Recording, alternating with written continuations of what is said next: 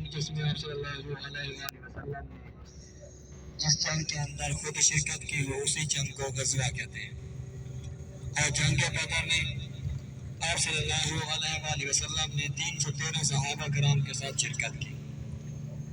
اور یہ جنگ صرف ایک دن میں شروع ہوئی اور ایک ہی دن میں ختم ہو گئی تھی. اسی ایک ہی دن کو یوم الفرقان کا نام دیا گیا ہے.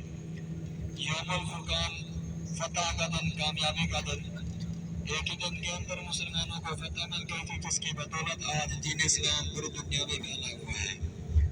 اور اسی جنگ کا سبب ایک قافلہ تھا جو 40 لوگوں پر مشتمل تھا. ابو سفیان کا قافلہ تھا جو اس وقت ایمان نہیں لائے تھے.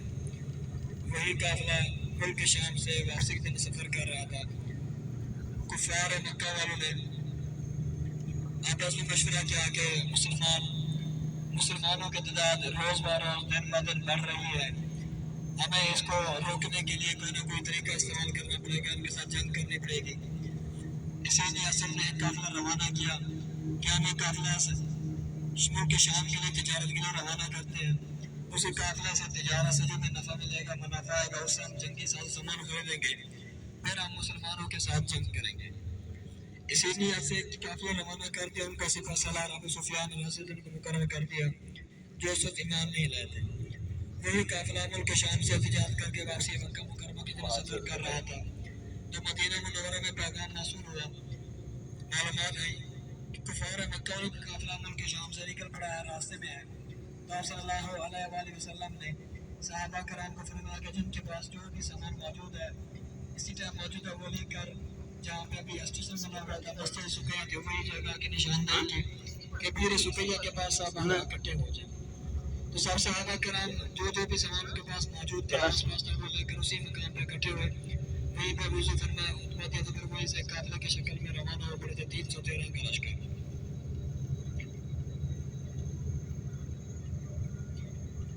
تو ابو سفیان کا قافلہ بھی راستے میں چلتا ہوا ایک جگہ پہ آ کر سجدے کیا، یا ایک جگہ پہ آ کر رکے اور وہاں سے معلومات اکٹھی کرنا شروع کر دیں کہ ہمیں راستے میں کسی جگہ پہ کوئی خطرہ تو نہیں ہے، ہمارا قافلہ جو ہے وہ جا رہا ہے راستے میں.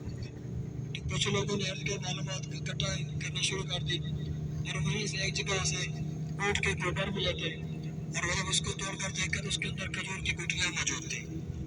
تو ابو سفیان رضی اللہ عنہ کو معلوم ہو گیا کہ کھجور کا جو تجارت ہے، کھجور کے باغ جو ہے وہ مدینہ منورہ کے اندر ہے. مدینہ منورہ سے بھی ایک قافلہ ہے جو ہمارے آس پاس آگے جا رہا ہے، جو ہمارے لیے خطرہ کا باعث بن سکتا ہے. ابھی اپنے الٹے ہاتھ کی طرف توجہ کرنی ہے. بائیں جانب سامنے ایک ریل کا چلتا ہوا پہاڑ نظر آ رہا ہے.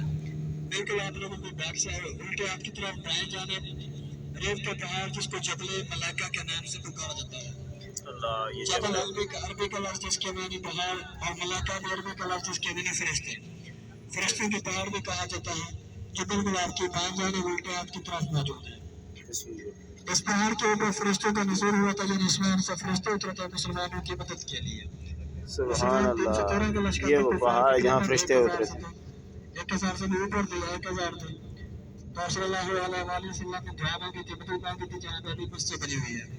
اللہ پاک نے فرشتوں کی مدد نازل کی اسی پہاڑ کے اوپر جو بالکل آپ کی بائیں جانب الٹے ہاتھ کی طرف موجود ہے.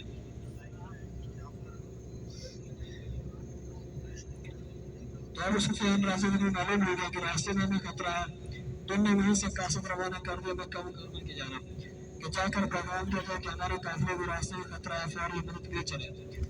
جب وہ قاصد مکہ مکرمہ پہنچے تو انہوں نے اپنے کپڑوں کے اوپر خون لگایا ہوا تھا، دور سے لہرا رہا تھا، پکار رہا تھا کہ ہمارا قافلہ کو راستے میں خطرہ ہے، حملہ ہو گیا، فوری مدد کی جائے.